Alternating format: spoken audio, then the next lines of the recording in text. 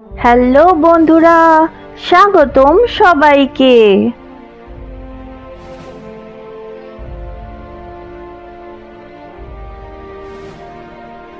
একজন সিকিউরিটি গার্ডের সাথে অভিষেক কথা বলছে। উনি কি বলছেন গিয়ে শুনি। উনি বলছিলেন গুহার এই অংশে রয়েছে খোদাই করা লিপি। এই লিপিটি রয়েছে ৩২ নাম্বার গুহার সামনের একটি দেওয়ালে, যদিও ৩২ নাম্বার গুহায় প্রবেশ করা যায় না। সিকিউরিটি গার্ডটি বললেন এই জায়গায় জল ধরা থাকতো, যা পানীয় ও নিত্য কাজে ব্যবহার করা হতো।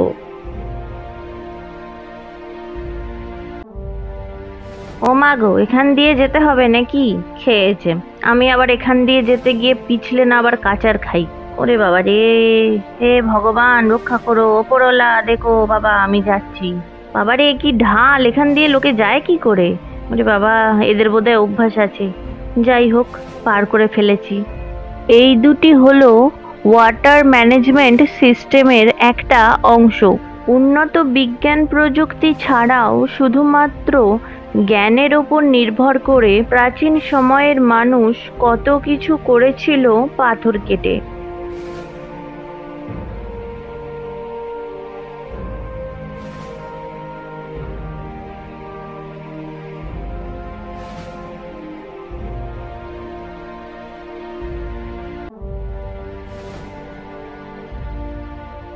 যা বুঝলাম, কান্হেরি গুহার এক একটি জায়গা থেকে চারিপাশটা এক এক রকম দেখতে লাগে। সত্যি খুবই সুন্দর এই কান্হেরি গুহা।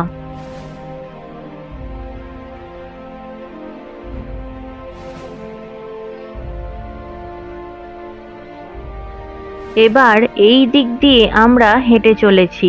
সিকিউরিটি গার্ডটি আমাদের বেশ কিছু গুহা দেখাতে নিয়ে যাচ্ছেন, যেখানে রয়েছে বেশ কিছু পুরনো ভাস্কর্য। অভিষেকের সাথে কথা বলতে বলতে সিকিউরিটি গার্ডটি জানতে পারেন যে আমরা কিছুদিন আগেই অজন্তা ইলোরা ঘুরে এসেছি, আর আমি অজন্তার গুহাচিত্র নিয়ে একটু আধটু পড়াশোনা শুরু করেছি। তখন তিনি বুঝতে পারেন যে আমরা গুহার ভাস্কর্যের ব্যাপারে বেশ কৌতূহলী। সিকিউরিটি গার্ড আমাদের এই গুহাটিতে নিয়ে এলেন। এটি হলো ৩৪ নম্বর গুহা। এখানেও রয়েছে বুদ্ধদেবের ভাস্কর্য।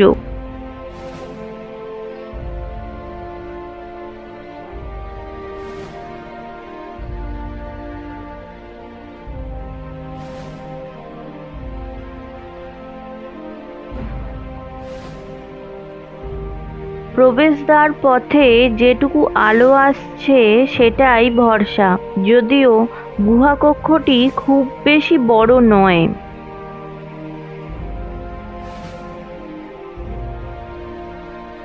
অভিষেক কি একটা ইশারা করছে, কিছুই বুঝলাম না। যাকগে, পরে জিজ্ঞাসা করছি। এখন এই সিঁড়ি দিয়ে ওপরে উঠতে হবে। কত ছোট! এটা প্রাচীন সময়েরই সিঁড়ি, সেটা দেখেই বোঝা যাচ্ছে।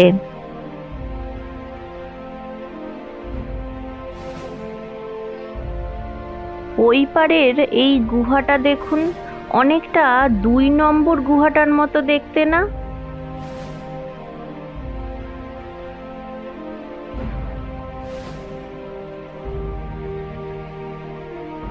এই সিঁড়িগুলি আবার নতুন করে করা হয়েছে। কান্হেরি গুহার বেশিরভাগ গুহাই হলো বৌদ্ধ বিহার, শয়নকক্ষ, উপাসনালয় বা ধ্যান কক্ষ। সামনে এটি ৩৫ নাম্বার কক্ষ। এটি একটি ছোট গুহা।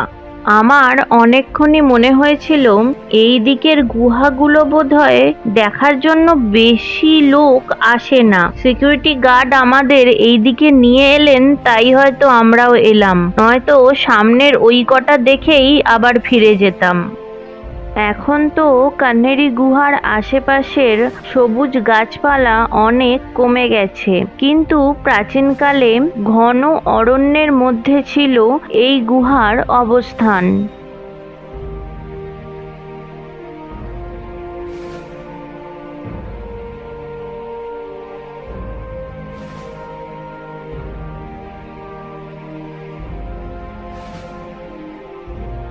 এই গুহাটির দেওয়ালে খোদাই করা রয়েছে একটি ছোট চৈত্য।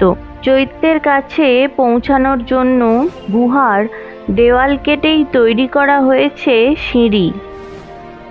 বাবারে কি রোদ! সূর্যাস্ত হতে এখনো অনেকটা সময় বাকি আছে। মুম্বাই যেহেতু ভারতবর্ষের পশ্চিম দিকে অবস্থিত, তাই দুর্গাপুজোর আগের সময়ে সন্ধ্যা 7:30টার সময়, আর দীপাবলির পর সূর্যাস্ত হয় সন্ধ্যা 6:30টার সময়। যদিও এখনো বিকাল 4টে বাজেনি, বাজবো করছে।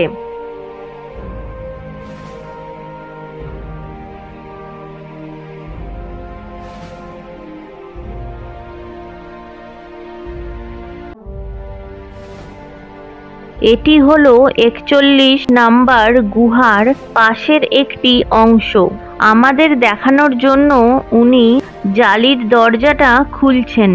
না, সত্যি এখানের কারুকার্যগুলো বেশ সুন্দর, অনেক পুরনো, সেটা তো দেখেই বোঝা যাচ্ছে। এটা দেখুন, বুদ্ধের মাথায় কতগুলো বুদ্ধের মাথা। এখানে রয়েছে 11টি মাথা, তাই এটির নাম একাদশ মুখা। এটি ভারতবর্ষে থাকা একমাত্র ভাস্কর্য। সিকিউরিটি গার্ড বলছিলেন প্রতিটি ভাস্কর্যের মধ্যে আছে এক একটি গল্প, যে গল্পগুলি হলো গৌতম বুদ্ধের জীবনের কাহিনী।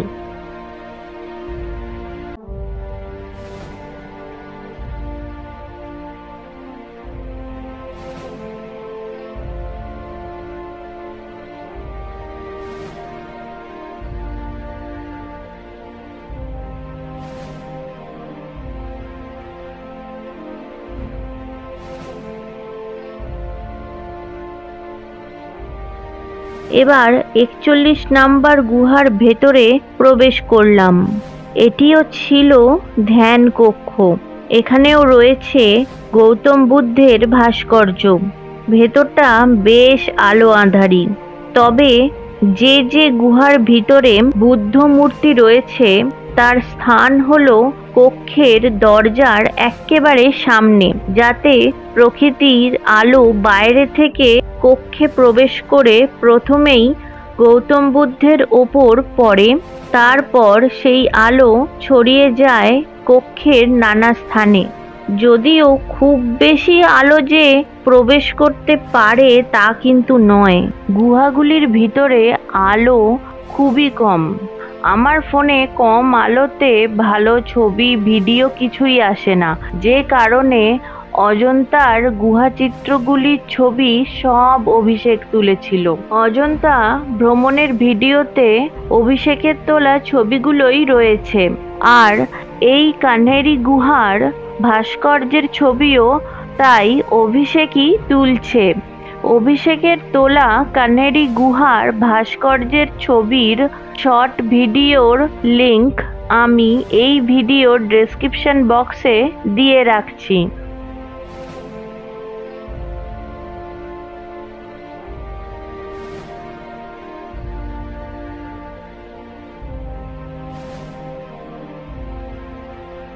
এবার এই রাস্তাটা দিয়ে যেতে হবে। ও বাবা, এখানে সিঁড়িগুলো আবার কেমন দেখুন। এটাও সেই পুরনো সময়ের প্রাচীনকালের সিঁড়ি, যা তৈরি হয়েছে পাথর কেটে।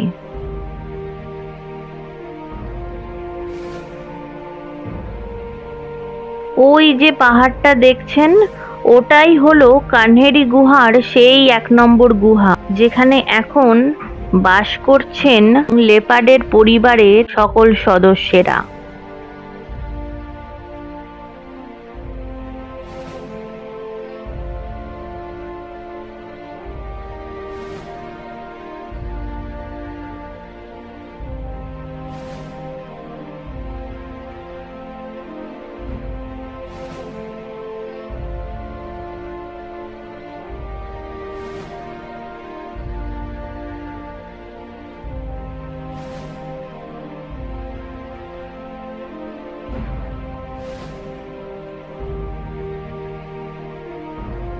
এখানে আবার সিঁড়ি দিয়ে উঠতে হবে।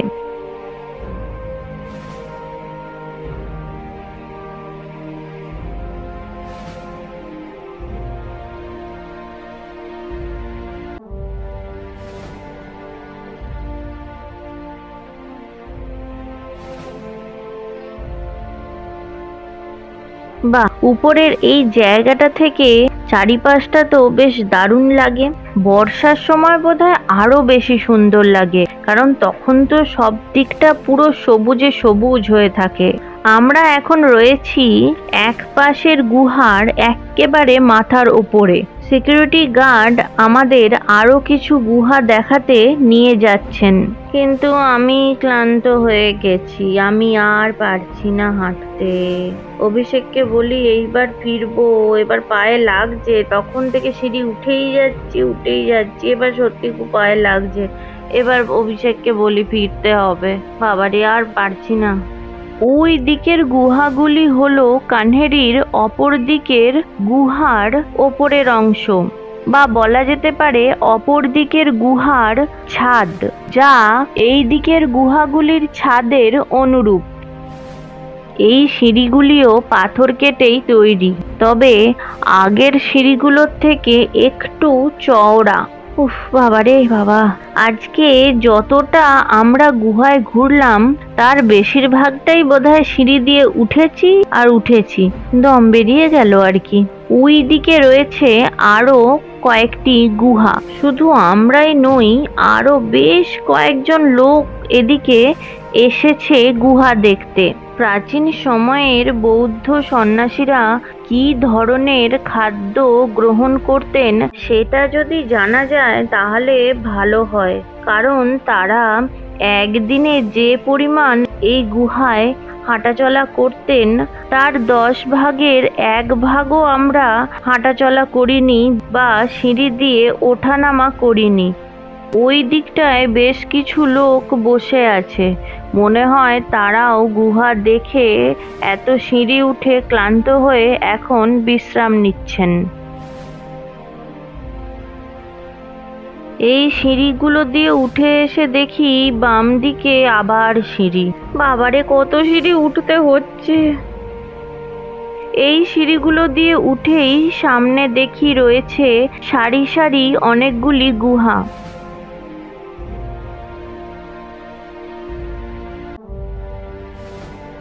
এই জায়গায় সিঁড়ি বা কোনো ভালো রাস্তা নেই, পাথর রয়েছে অনেক, এই পাথরের ওপর দিয়েই হেঁটে যেতে হবে।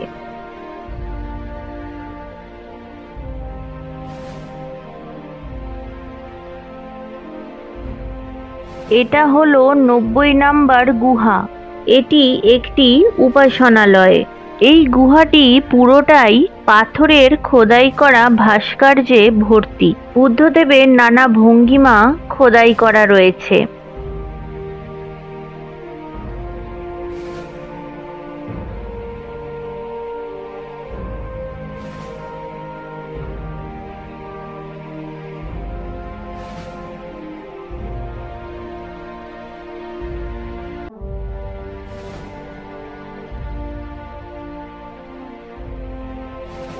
এই গুহার ভিতরেও ভালোভাবে আলো প্রবেশ করে না, ভিতরটা বেশ আলো আঁধারি।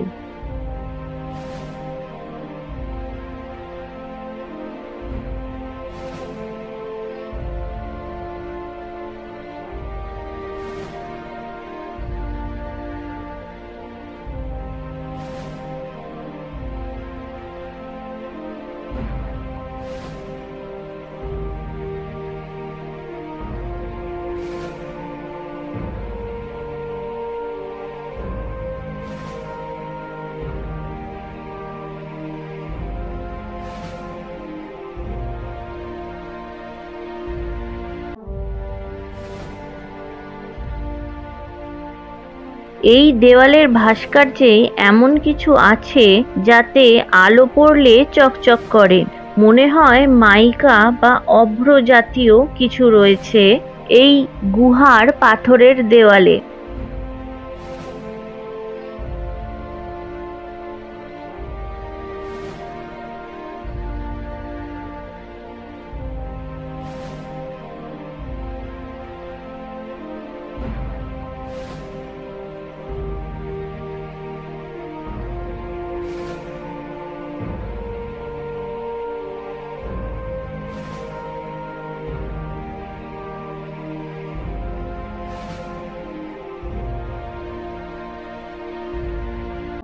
90 নাম্বার গুহা দেখে আমরা ঢুকছি 89 নম্বর গুহায়। এই গুহাতেও রয়েছে বহু ভাস্কর্য বা ত্রাণ।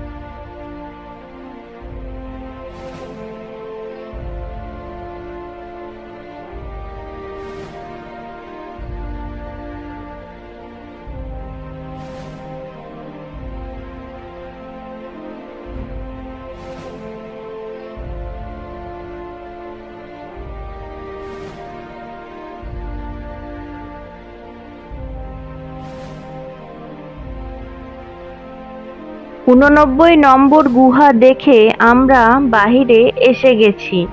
এখানেও জল রাখার ব্যবস্থা ছিল।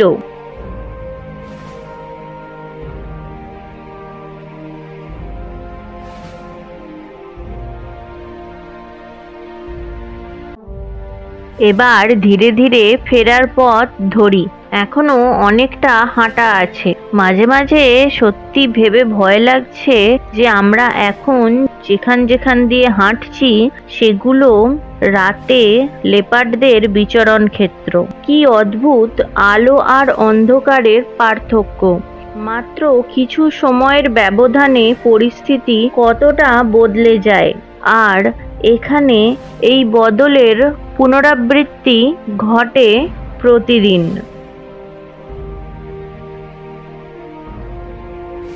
এখনো অনেকটা হাঁটা আছে। দুদিক দিয়েই যাওয়া যাবে। আমরা যে রাস্তা দিয়ে হেঁটে এখানে এলাম সেই রাস্তায় আর একটা শর্টকাট রাস্তা আছে। কোন দিক দিয়ে যাব সেটাই এখন দেখার। শর্টকাট রাস্তাটা দিয়েই আমরা যাব। সিকিউরিটি গার্ড কোন দিক দিয়ে যাব সেই রাস্তাটা দেখিয়ে দিলেন আর বললেন এই শর্টকাট রাস্তাটির পাশেই আরো কয়েকটি গুহা আছে। এই গুহাগুলির কথাই বোধহয় সিকিউরিটি গার্ড আমাদের বললেন। এখানের চারিদিকেই ছোট ছোট গুহা ছড়ানো রয়েছে।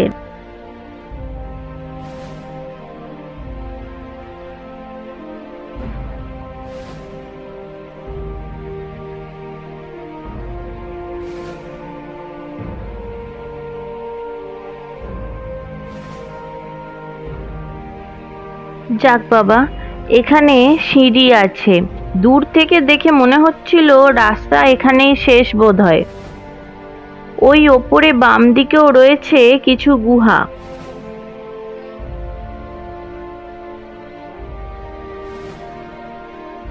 চলুন এবার এই দিক দিয়ে নামা শুরু করি।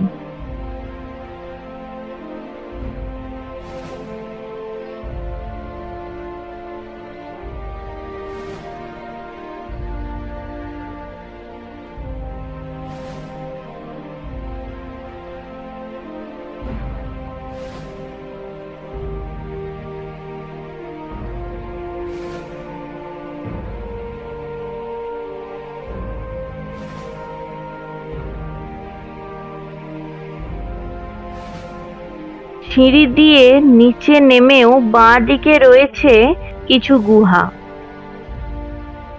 কান্হেরি গুহার এই দিকটা খুব অদ্ভুত তো।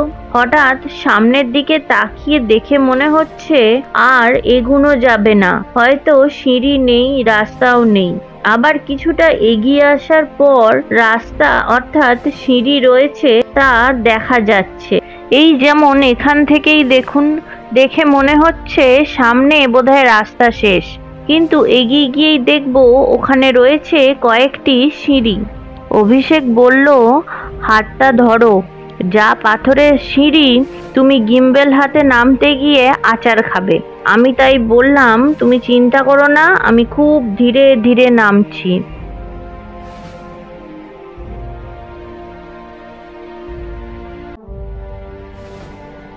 এতক্ষণ ধরে সিঁড়ি উঠছিলাম, এবার সিঁড়ি দিয়ে নামা শুরু করেছি। এখন আমরা গুহার মাথা থেকে, বা বলা যেতে পারে গুহার ছাদ থেকে নিচে নামছি।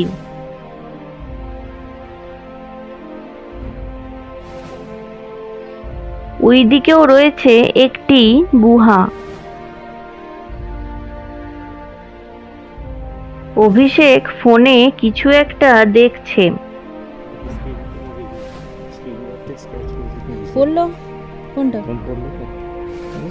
স্ক্রিন গার্ডটা পড়েছে, মাছি দিয়েছে। যা, আমার মতো তো হয়নি। গুহায় অন্ধকারে ছবি তোলার সময় অভিষেকের ফোনটা একবার ওর হাত থেকে পড়ে গেছিল। যাই হোক, শুধু স্ক্রিন গার্ডটা গেছে। আমরা সপরিবারে যখন দীঘা গেছিলাম, সেখানে আমার ফোনটা হাত থেকে এমন পড়েছিল, পুরো স্ক্রিনটা একদম মায়ের ভোগে। তাও সেই ফোনটাকে আমি 2 বছর চালিয়েছিলাম, তবে সেই ফোনটাতে আমি ভিডিও তুলতাম না বা ছবি তুলতাম না, শুধুমাত্র সানডে সাসপেন্স চালিয়ে রাখতাম।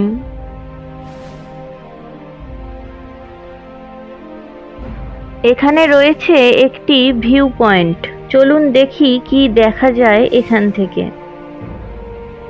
ওই রাস্তা দিয়েই আমরা হেঁটে নিচে নামবো। পিছনে রয়েছে একটি গুহা।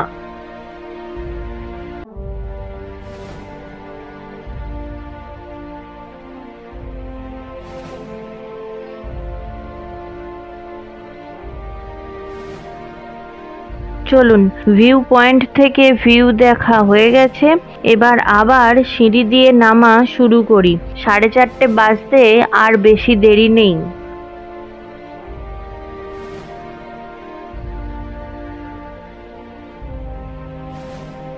এই সিঁড়ির ডান দিকেও রয়েছে বেশ কিছু গুহা।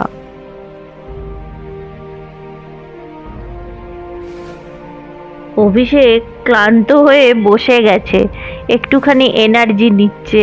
আমারও খুব ক্লান্ত লাগছে, তবে এখনো অনেকটা বাকি আছে।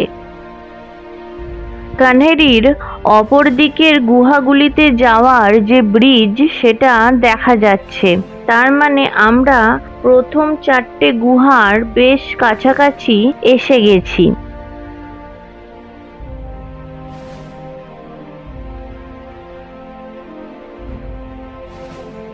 যা বুঝলাম, আরো 3-4 বার না আসলে কান্হেরি গুহা পুরোটা সম্পূর্ণভাবে ঘোরা সম্ভব নয়।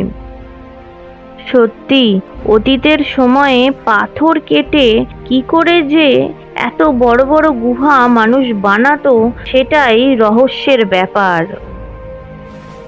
এখানের সিঁড়িগুলো একটু ভাঙা আছে।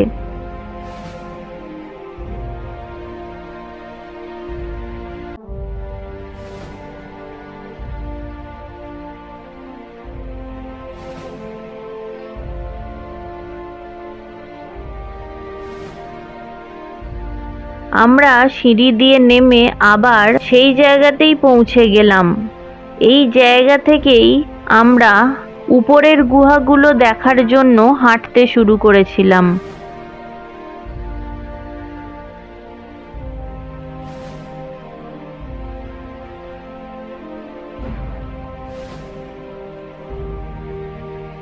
সিঁড়ি দিয়ে নেমে আমরা এবার পৌঁছালাম 1, 2, 3, 4 নম্বর গুহার সামনে।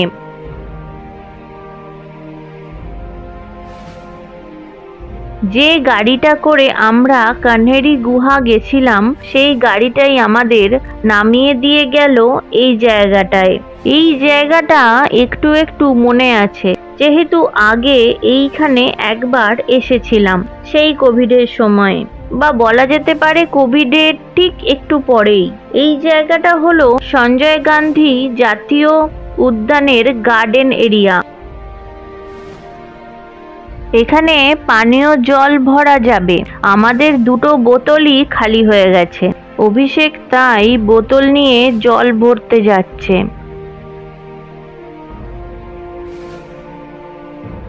ওই যে বাম দিকের মোড়টা দেখছেন, ওখানেই গাড়ি আমাদেরকে নামিয়ে দিয়ে গেছে। অভিষেকের 2 বোতল জল ভরা হয়ে গেছে। চলুন একটু হেঁটে বাড়ি ফিরে যাব।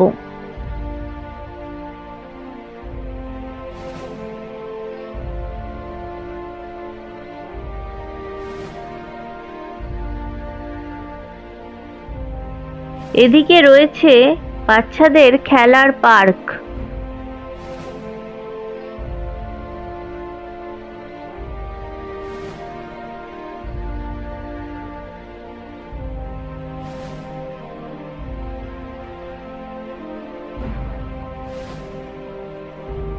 এইখানে বোটিং হয়।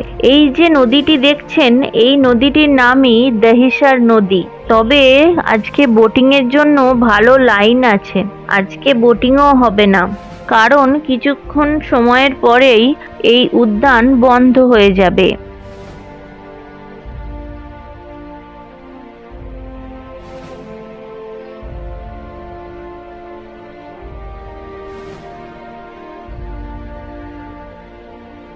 এই ব্রিজটা দিয়ে আমরা আগের বারও হেঁটেছিলাম, তবে সেবার বেশ ফাঁকা ফাঁকা ছিল।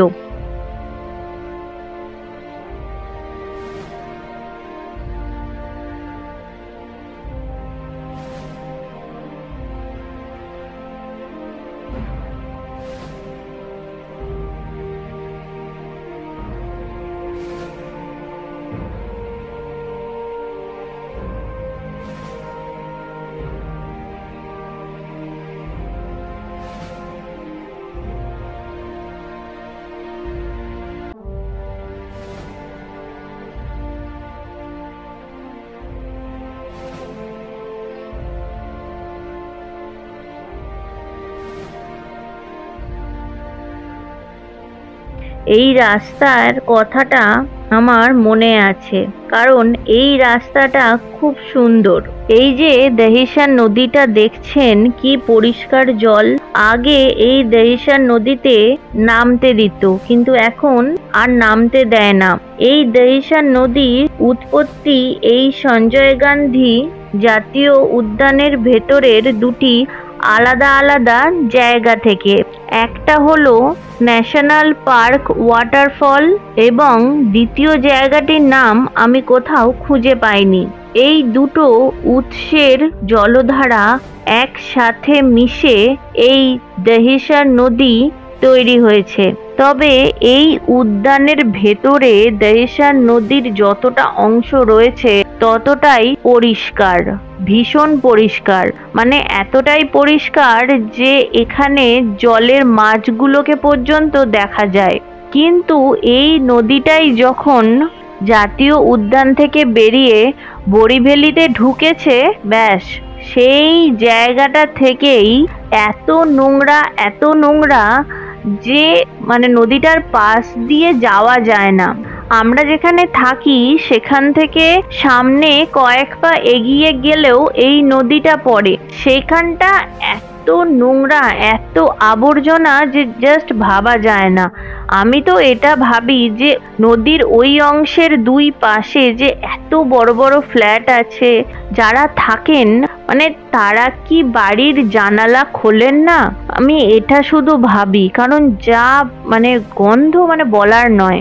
শহরে এই নদীটা এমন অবস্থা দেখলে এটাকে আর নদী বলে মনে হয় না, বড়সড় নালা মনে হয়। আমি এমনও শুনেছি যে দহিসার নদীটা বরিভ্যালি এবং দহিসারের যে যে জায়গাগুলোর ওপর দিয়ে গেছে এবং সেই জায়গার আশেপাশে যে বসতি ছিল, সেই সময় তারা এই দহিসার নদীর জল মানে পানীয় হিসাবে পানও করতেন, মানে স্নান তো করতেন, বাড়ির মানে গৃহস্থের নানা কাজে তো ব্যবহার তো করতেনই, এমনকি পান পর্যন্ত করতেন। মানে সেই নদীটার এখন কি খারাপ অবস্থা। আর এই দহিসার নদীটাই ওপর দিয়ে ঘুরে গিয়ে আরব সাগরের সঙ্গেই মিশেছে। এটা খুব বাস্তব একটা কথা যে আমাদের মানুষদের কাজই হলো প্রকৃতির সৌন্দর্যকে ধ্বংস করা। চলুন এবার ফেরার পথ ধরি। নদীর পাড়ের এই রাস্তা দিয়েই আমরা হেঁটে ফিরব।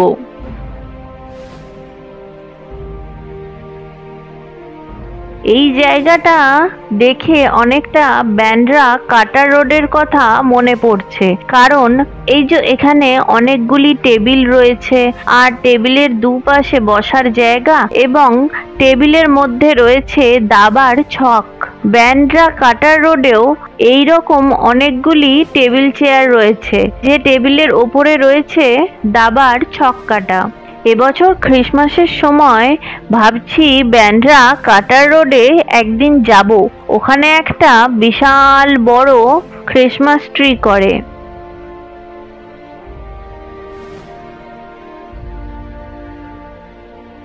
ও দেখেছেন, বলতেই ভুলে যাচ্ছি, জাতীয় উদ্যানে রয়েছে তুলসী লেক বা জলাশয়। মুম্বাইয়ের বেশিরভাগ পানীয় জল এই জলাশয় থেকেই সরবরাহ করা হয়, তাই তুলসী লেকের ধারে কোনো মানুষকে যেতে দেওয়া হয় না, কারণ মানুষের স্বভাবই তো হলো পরিষ্কার কিছুকে দেখলে যত তাড়াতাড়ি সম্ভব সেটাকে অপরিষ্কার করে তোলা। ঠিক যেমন হয়েছে পাওয়াই লেকে।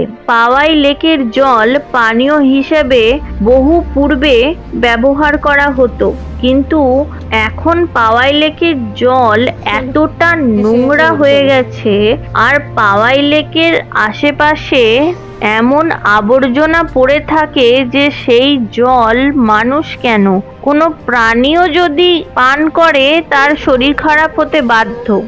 আমরা বেশ কয়েক মাস আগে পাওয়াই লেক গেছিলাম। চারিপাশের পরিবেশটা ভীষণ ভালো, 3টে পাহাড়, একেবারে নীল জল, কিন্তু জলের আশেপাশে এমন নোংরা হয়ে আছে সেটা দেখলেই মন খারাপ হয়ে যাবে। সঞ্জয় গান্ধী জাতীয় উদ্যানের যে জায়গা দিয়ে আমরা এখন হাঁটছি, এই জায়গাগুলিতেই আশেপাশের মানুষেরা সকালে মর্নিং ওয়াক এবং বিকালে হাঁটতে আসেন। এই ভিডিওটা এখানেই শেষ করছি, দেখা হচ্ছে পরের ভিডিওতে খুব তাড়াতাড়ি। যদিও আমি তাড়াতাড়ি দেখা হচ্ছে বলি, আসলে একটা ভিডিও আপলোড করার পর পরের ভিডিওটা বানাতে আমার অনেকটা সময় চলে যায়, তাই তাড়াতাড়ি ভিডিও আমি দিতে পারি না, সেটার জন্য আমি ক্ষমা চেয়ে নিচ্ছি। পরের ভিডিওতে থাকছে গোড়াইয়ের bird park. Please like, comment and subscribe.